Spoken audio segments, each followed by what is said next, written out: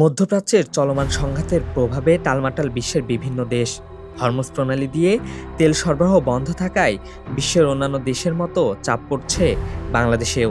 তেলের পাম্পগুলোতে দিনরাত ধরে থাকা দীর্ঘ যানবাহনের সারি অন্তত সেই কথাই বলছে।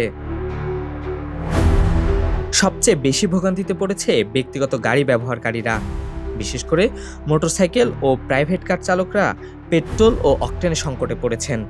জ্বালানি তেল নিতে লম্বা লাইনে অপেক্ষা করতে হচ্ছে দীর্ঘ সময়। তীব্র জ্বালানি সংকটের এমন পরিস্থিতিতেও কেমন চলছে মোটরসাইকেলের কেনাবেচা?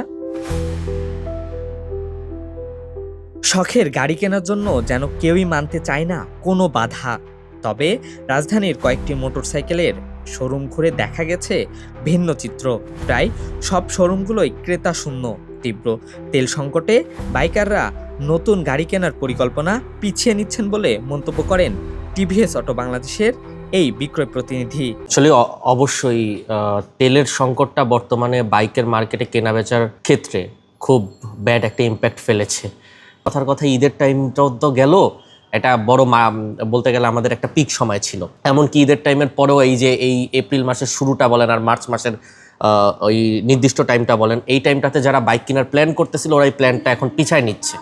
যে তারা থিঙ্ক করতেছে, ওই কাস্টমাররা থিঙ্ক করছে যে তেলের সংকটটা কমলে তখনই তারা বাইকটা কিনবে। সো এটা কিন্তু এই পার্টিকুলার টাইমে শুধু আমাদের কোম্পানি না, যে কোনো বাইকের কোম্পানির জন্যই এটা একটা নেগেটিভ ইম্প্যাক্ট। এদিকে বিক্রি কমলেও তীব্র জ্বালানি সংকটেও পছন্দের গাড়ি কিনছেন অনেকেই। জ্বালানি সংখ্যা উপেক্ষা করেও কিনছেন শখের নতুন বাইক। আমরা ওটা জানছি যে তেলের সমস্যা আছে, কিন্তু আমরা ওটা বিবেচনা করি নাই, যার জন্য আমার গাড়িটা প্রয়োজন। গাড়িটা কিনছি, ইনশাল্লাহ হয়তো 2-1 দিন পরে যে সমাধান তেলের সংকটটা চলে যায় তখন আমরা গাড়ি করবো। তেলের সংকট আমরা জানি, কিন্তু এটা সরকার ইনশাল্লাহ এটা ভালো একটা পদক্ষেপ নেবে। আমাকে প্রয়োজন গাড়িটা যেটা আমরা চাচ্ছিলাম সেটা আমরা পাইছি। এদিকে বিক্রি না কমলেও গ্রোথ কমেছে প্রায় 5% মতো বলে জানিয়েছেন এসিআই মোটরসের ব্যবসা ব্যবস্থাপক। দুটো ঈদ হচ্ছে আমাদের মোটরসাইকেল ইন্ডাস্ট্রি বলেন বা বাংলাদেশের বা টোটাল ইকোনমি বা বিজনেস অর্গানাইজেশনদের জন্য যদি বলেন, মেন সেলিং মান্থ থাকে। তো ঈদে আমরা যেটা এক্সপেক্ট করেছিলাম যে এই ঈদে আমরা হয়তো নির্বাচনের পরবর্তী একটা সময় এবং গভর্নমেন্ট সেটেল একটা গভর্নমেন্ট এসেছে, তো আমরা 30-35% একটা গ্রোথ আমরা এক্সপেক্ট করেছিলাম। বাট বৈশ্বিক যে পরিস্থিতি এখন ক্রিয়েট হয়েছে, এটার জন্য দেখা যাচ্ছে যে মানে আমাদের যে রেগুলার সেল হয়, আমাদের রেগুলার সেল হচ্ছে 25%-এর মতো আমাদের রেগুলার গ্রোথ ছিল।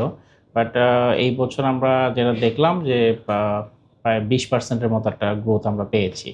তো 4-5%-এর মতো আমরা একটু ডিগ্রোথ ছিলাম যে আমাদের রেগুলার গ্রোথ থেকে। বাট লাস্ট ইয়ারের থেকে আমাদের 20%-এর মতো পজিটিভ গ্রোথ ছিল। তো মোটরসাইকেল আসলে যে কোনো পরিস্থিতিতেই হোক, মোটরসাইকেল একটা দৈনন্দিন যানবাহন হিসেবেই ট্রিট হয় বাংলাদেশে, এবং সেই হিসাব করে যদি আপনি বলি সেল যারা দরকার তারা আসলে মোটরসাইকেল কিনছে, ঠিক আছে, কারণ তাদের মোবিলিটির ফাংশনের জন্য এবং তাদের ব্যবসা বলেন, চাকরি বলেন, দৈনন্দিন কাজে মোটরসাইকেলটা জরুরি। তো সেই কারণে মোটরসাইকেল বা যাদের দরকার তারা কিনছে এবং সেল হচ্ছে। এটা বলতে পারেন যে আমাদের এক্সপেক্টেড লেভেলের সেলটা হয়নি, তো হোপফুলি এটা সামনে আমরা ওয়েলকাম করে ফেলতে পারবো। এই জ্বালানি সংকটের এই নেতিবাচক প্রভাব যদি দীর্ঘস্থায়ী হয়, তবে বাইক উৎপাদনকারী প্রতিষ্ঠান থেকে শুরু করে ক্ষুদ্র মেকানিক পর্যন্ত সবাই আর্থিক বিপর্যয়ের মুখে পড়বেন বলে আশঙ্কা করছে বিশেষজ্ঞরা।